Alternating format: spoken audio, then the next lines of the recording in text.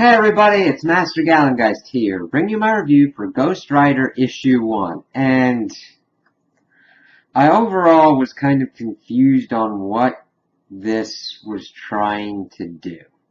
Because there's technically two parts in this comic, one done by one artist, one done by another, and there's no real connection between either of them except that it's Robbie Race's Ghost Rider.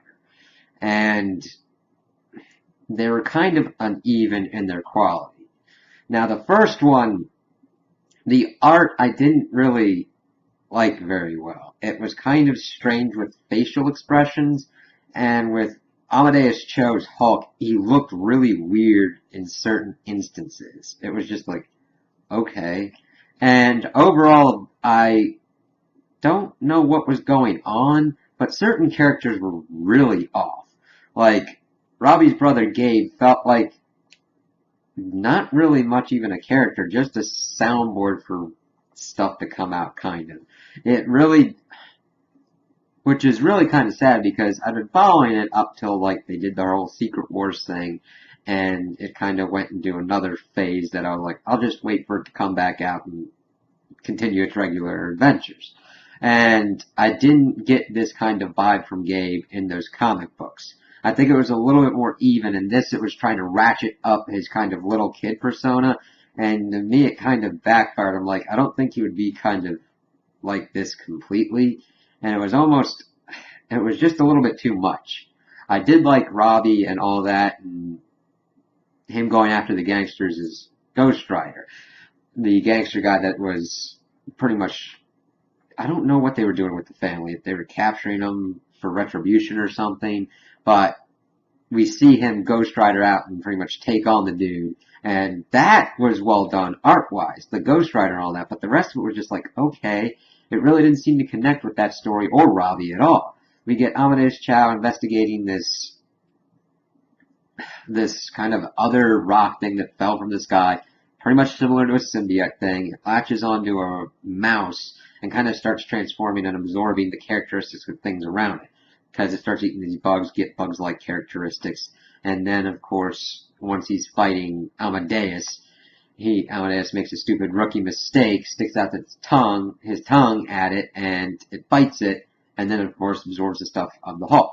Now, granted, Amadeus Cho is supposed to be one of the smartest people in the world, and he doesn't come off like that. Now, I have not read anything really dealing with Amadeus Cho, but this I do not think is a good way to handle him because he seemed more of what the person thought people wanted Amadeus Cho to sound like. Kind of sounding like a sounding board of like catchphrases that people think young people say almost. And then how he would act, I'm thinking he's been acting as the Incredible Hulk for a while. And he's smart. He would realize what this thing is and not be that completely arrogant. He would get it captured and all that. Granted, that does nothing really for the story because it pretty much says, why is it here? Which is my question to begin with.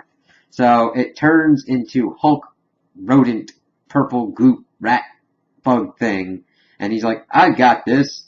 And it burrows under, and then we go and we see Robbie and Gabe at this food truck, and then they start going off, and then we see Laura, the new Wolverine, with this girl that she's been protecting. I don't know much about that, but I know that that's been what's going on in the recent Wolverine comics, and then hearing the kind of bug creature thing coming up through the sewers, and that's where that one ends. I hope that that's not really kind of the direction that we're going with the Ghost Rider going forward. I kind of would rather have stuff more centered in Los Angeles kind of street stuff at the moment and kind of build Robbie up because he's a really good character. He's a really interesting character as shown by Agents of S.H.I.E.L.D. and I would kind of want him to do more supernatural kind of stuff. I mean, I liked it when they did the kind of drug kind of Mr. Hyde kind of thing that was going on in the first story arc, but I kind of want him to deal with more of that kind of stuff. His feelings and everything, dealing with Eli possessing him and that kind of dynamic. I just hope it doesn't start throwing him together with just any kind of random superhero to see kind of what sticks.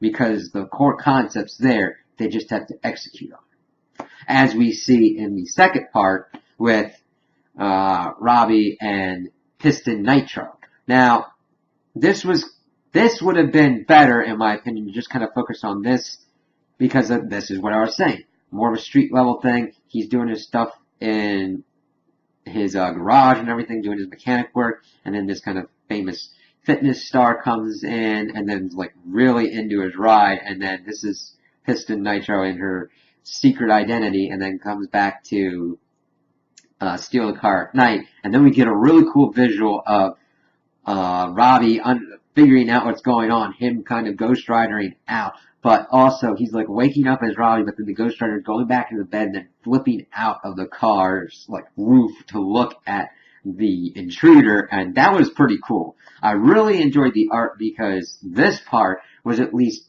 more reminiscent of the beginning artwork that we had, and I really like this one. I like the kind of way it tries to use anime quality and really do a pretty good job of it translated into like comic book form, and it does a good job. There's some weird facial expressions in certain points, but it did really well, and also did action very well. The chase scene between Ghost Rider and Piston Nitro, and showing off that she's got interesting powers. Even though she's got a skateboard, she can control time. And that was a kind of way to even the playing field between them. And Eli's like telling him, well, she's like manipulating space-time, so there's nothing we can really do. Nothing's faster than us, but she's kind of warped us in this slow bubble. And I was like, okay, she gets away, and it'll be interesting to see if they've kind of built her up to essentially be kind of like a Catwoman kind of character, in which she kind of does bad things, but yet she might fall for Robbie and the Ghost Rider and kind of help out, be that kind of anti-hero. So that I really liked. But overall, I'm worried which one is going to take over the majority of the book, because this was kind of like a supersized one, kind of bring us back into the Ghost Rider, and I'm like, if they had been better paired together, we could have had a better idea of where this is going, but I hope that it focuses more towards the second issue in this book, more than the first, and just deals with good characters and good character interactions with like Robbie and Gabe and like whatever villain and whatever situation he's dealing with. So I'm gonna have to kind of see where this is going, but I don't know, I'm a little bit worried. So those are my opinions on the issue. Tell me what you guys think in the comments below. If you liked it, if you didn't like it, if you agree with me, if you disagree with me. Also, like and subscribe, and I hope you have a good day.